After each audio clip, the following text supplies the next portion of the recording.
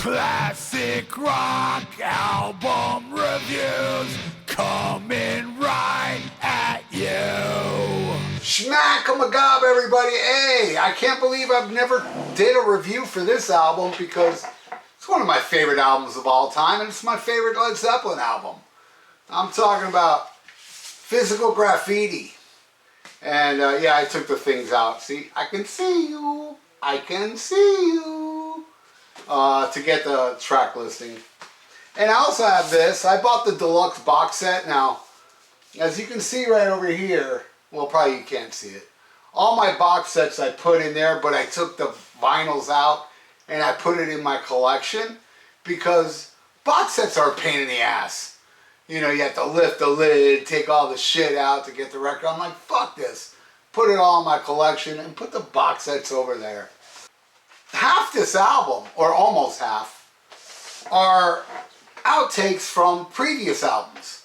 And I never heard anybody bitch about that because back in the 70s and 80s, you know, we didn't bitch about such stupid shit like people bitch about today. Get off my lawn. Oh, too many old demos. They used too many demos and re-recorded the demos. Yeah, but nobody bitched about when Led Zeppelin, you know, used half of this album as outtakes. And what outtakes they are. You know, it's like, wow, these songs are so amazing, yet they were outtakes, but you know what? It makes perfect sense. Because those songs, I don't think would fit well on those albums. And I will talk about each one of those songs when we get there, what albums they were outtakes from. But it fits perfectly on Physical Graffiti along with these 8 new songs, because that's what it is. It's 7 outtakes with 8 songs, all blended together, and it made an absolute masterpiece. Masterpiece, man. Now the album cover, this was taken in New York City in Manhattan, and the Rolling Stones did their video Waiting for a Friend in front of that building. And when I went to New York several years ago, my awesome friend, Carlos Guti, I said to him, dude, I want to take a picture in front of that building. I really wanted to. And this guy took me, man. And I got these shots in front of the historic building, man. I'm just so honored that I got to be there. I got to stand in front of the building that represents my favorite Led Zeppelin album. Alright, so let's get started on this. So the first song is a perfect song to start this album. Custard Pie. What an awesome song. It's just comes out of the gate, you know, good opening rockin' tune. Love it. I'm not going to go into in depth to this. Hey man, just play the goddamn song. It's awesome. And if you know the song, and you're like, I know it's a goddamn song. Well, play it again anyway. It's a great song. What are you waiting for? The next one is the first outtake. And it's The Rover, which was recorded in 1972 for Houses of the Holy. I don't see that fit on that album. I really don't. I don't think it blends well. It would stick out. It would stick out like the crunge, which shouldn't have been on that album anyway. And can you imagine if all these outtakes were not on Physical Graffiti, if they would have released just a single album, Coda would have been a much better album, because I'm not a fan of Coda. I mean, I like Wearing and Tearing and We're Gonna Groove, and that's it.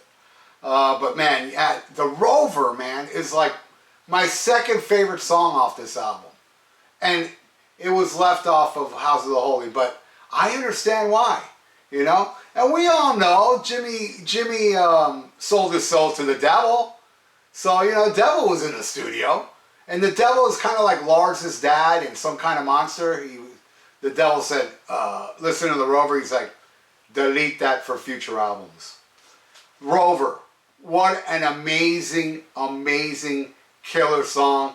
It's a song that, my God, you know you're a badass if you're not gonna add that to the album. But adding it to Physical Graffiti makes perfect sense. And it makes perfect sense to come after Custard Pie. keeps the ball rolling, you know. Then the last one on side one is another new one for that time, In My Time of Dying. Amazing. I just love, you know, it's very serious and kind of bluesy, but man, that I'm not a fan of the bluesy stuff Zeppelin did in the past. But this one, I mean, it's not totally bluesy, but it's got that bluesy feel. And it's just magical, dude. And I like, and dudettes, in case there's any girls watching. I don't think there is, because this channel's a fucking sausage fest. But I don't care. No, that's not true. There's a couple chicks that I know watch me. I don't know if they're watching this episode, but they watch me. And I love it, because it's, you know, it's a very serious song, but then at the end, it has that little joke going, you know, where you know, the way it ends. It's just unexpected, but awesome. And that's it. That's side one. That's only side one. And it gets better. Because side two starts with an outtake from the previous album, Houses of the Holy, which is the song Houses of the Holy. Now, this one I feel it could have fit on Houses of the Holy, because it's got the same kind of vibe as Dancing Days. So I can see it kind of fitting, but it's weird how they didn't take out Dancing Days and put on Physical Graffiti and not use the title track of Houses of the Holy on Houses of the Holy, right? But it doesn't matter. It's still perfectly... You know what? Now that I think about it, I think Houses of the Holy fits better on here than Dancing Days would. I just feel, I mean, this whole album, it's just, everything is cohesive. But it's got kind of like that Dancing Days, a good fun tune vibe to it. I love it. It goes into Trampled Underfoot, and believe it or not, I used to not like this song. You know, I would always hear on the radio, I was like, I love it now. I have seen the light, in the light. It's hard rocking, it's killer. John Paul Jones, I'm sure, had a lot to do with this.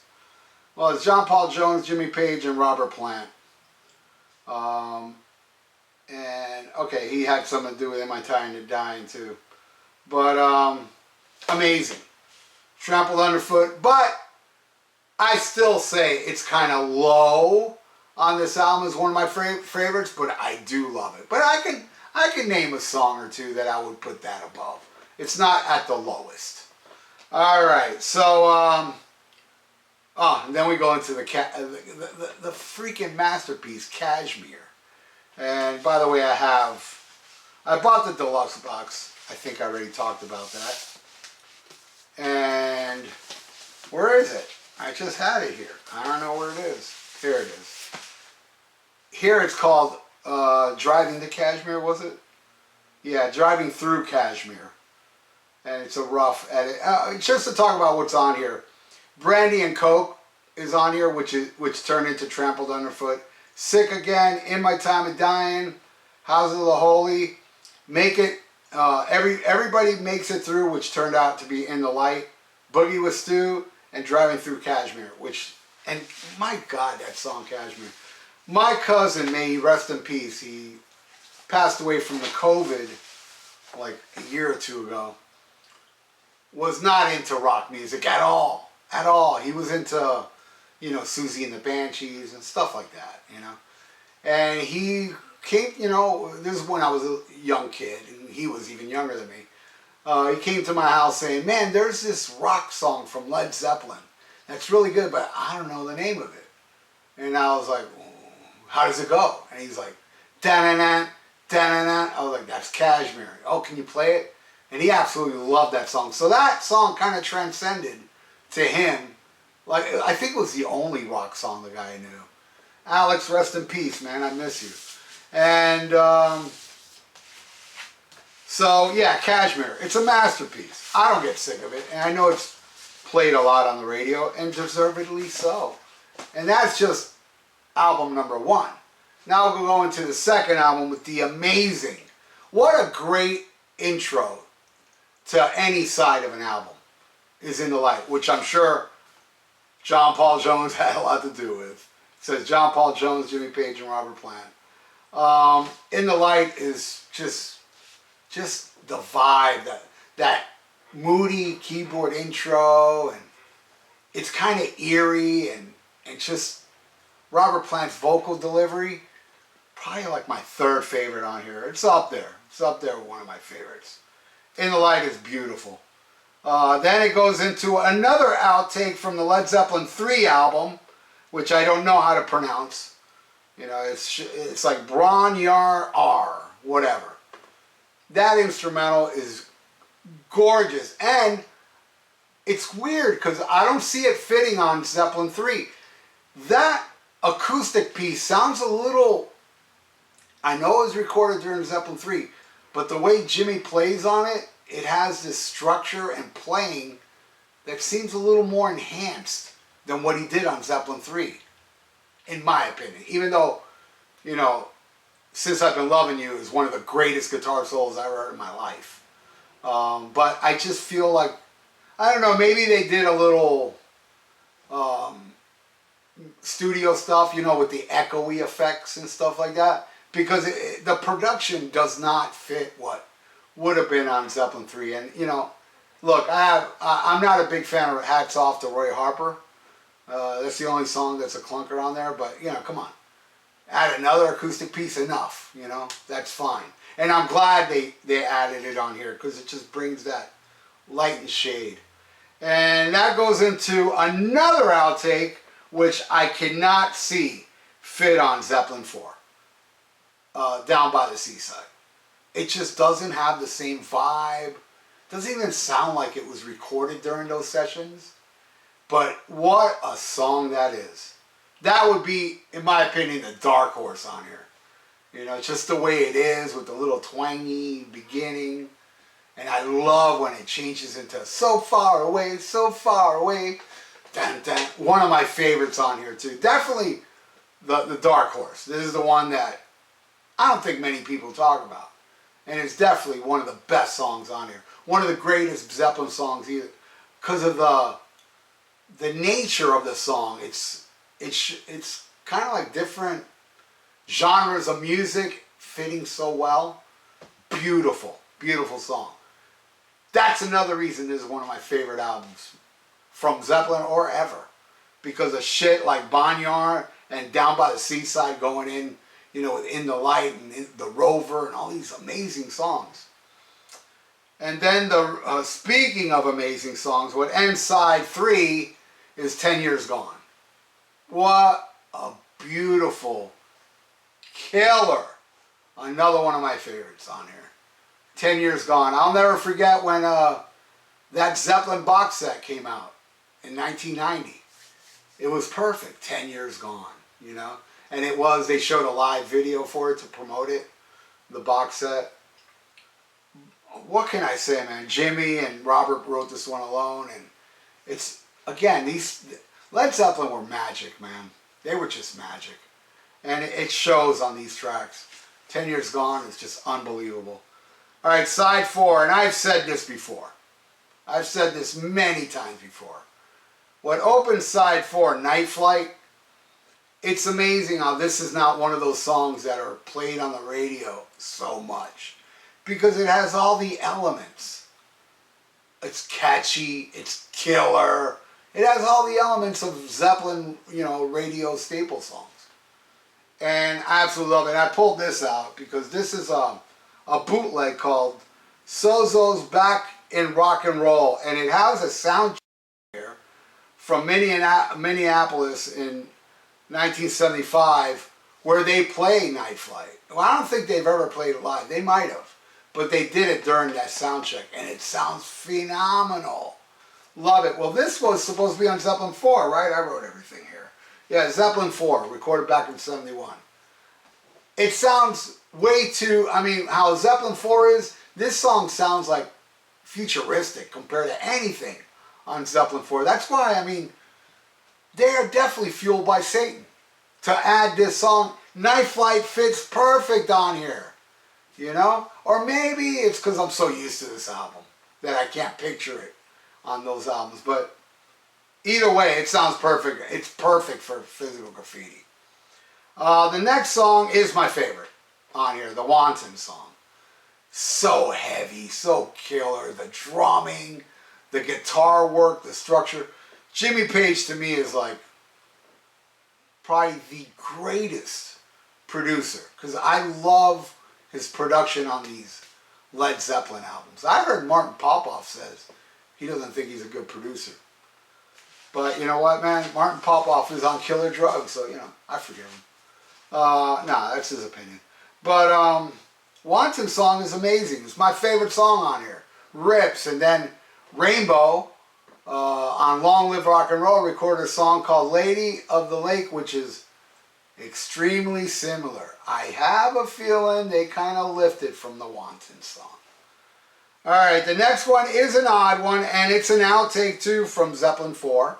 Boogie with Stu, which, you know, I would put low on here, but I still love it. It's different, acoustic with, what is that? You know, is it just like hands pounding on something? But I dig it. It's Robert Plant is like, you know, channeling his inner 50s child. The way he sings that song is very 50s, but the music is like, it's, I don't know how to describe it. It's acoustically with this, I don't know, maybe they're using their feet, stomping, but it's unique, and it may be low on my list, but I still love it. Then the last one that is from an outtake is Black Country Woman, which was recorded during Houses of the Holy. And again, this is awesome. I love it. And I was listening just the other day because I was listening to a lot of Jimmy Page interviews lately, and he was talking about Black Country Woman. You know, at the beginning you hear that airplane, and that's why they kept it off of, they were going to scrap the song totally and redo it again because of that airplane coming in. And he gives it a vibe they're recording outside, which I guess they are, or they left the window open, I don't know. But it's a great tune. I love it. It's also another, you know, acoustic-y killer song, man. And it ends with Sick Again, which I love as well. But again, Sick Again is a song they did play live, and I'm like, wow, and they didn't play so many other songs that I think would have been better live. Sick Again is a great song. I just don't think it's as good as all these other songs that would have been played live, but I do love it. I do think it's a great song, and it's Zeppelin, man. It's physical graffiti. I cannot say a damn bad word about it. I could a few years back. I could have said, it rules except for Trample Underfoot. I don't think that anymore. But that's my review, my friends, of Physical Graffiti. Absolutely love this album. I think it's a masterpiece. And it's about damn time that I did a review on it. Actually, I would have done a review a long time ago for this album if I would have remembered. But it wasn't until a couple days ago I was like, did I? I even had to search for it. No, I've never done a review for Physical Graffiti. Well, I did now. So, thank you everybody for watching. And if you like to subscribe to my channel, please do, and ring that little notification bell. And if you like to donate, I got a PayPal in the description below. So, stay frosty. Listen to Black Sabbath and the Wanton song. And smack 'em a gob. Bah! Bang, bang, pizza skulls.